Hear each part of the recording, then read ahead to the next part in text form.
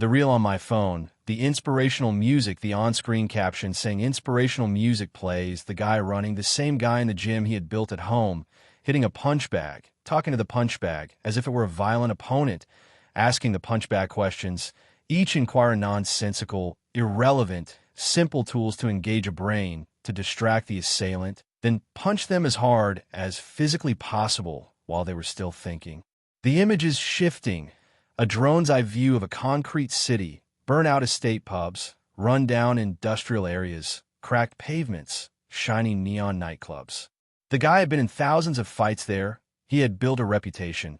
He was famous in his locality, notorious for his ability to walk into rough pubs in branded leisure wear and intimidate everyone into silence.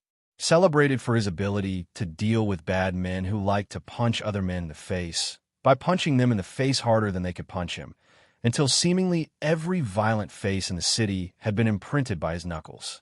Everything was respect. People who disrespected him by not respecting him definitely did respect him after he had punched them in the face. He had written a book about it, violence described in graphic detail, true crime confessions of actual crimes, violent assaults he had perpetrated before they could be perpetrated on him, in some cases, but definitely not all. And he had taken one of the probable hundreds of times he had almost killed someone and fashioned it into the turning point upon which he made his sales pitch. He was a violent man. He hit a guy so hard he thought he had killed him. He had gone home that night terrified he had forfeited his life and liberty. The inspirational music swelled at this point, a carefully edited reel, and then it all changed. A man with a beard who lived in the sky spoke to him. The images changed.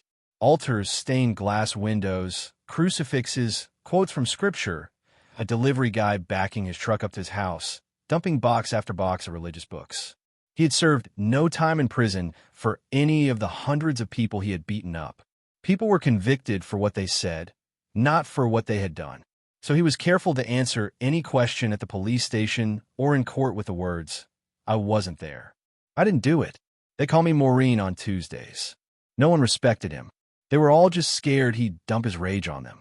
The guy had turned one violent book into a cottage industry, and I had briefly followed him around the country, attending book signings, talks, workshops, premieres for his joyless, humorless films, signing up to endless online fundraisers, offering signed screenplays and baseball bats in exchange for money, so he could make more, and two questions kept repeating on a loop.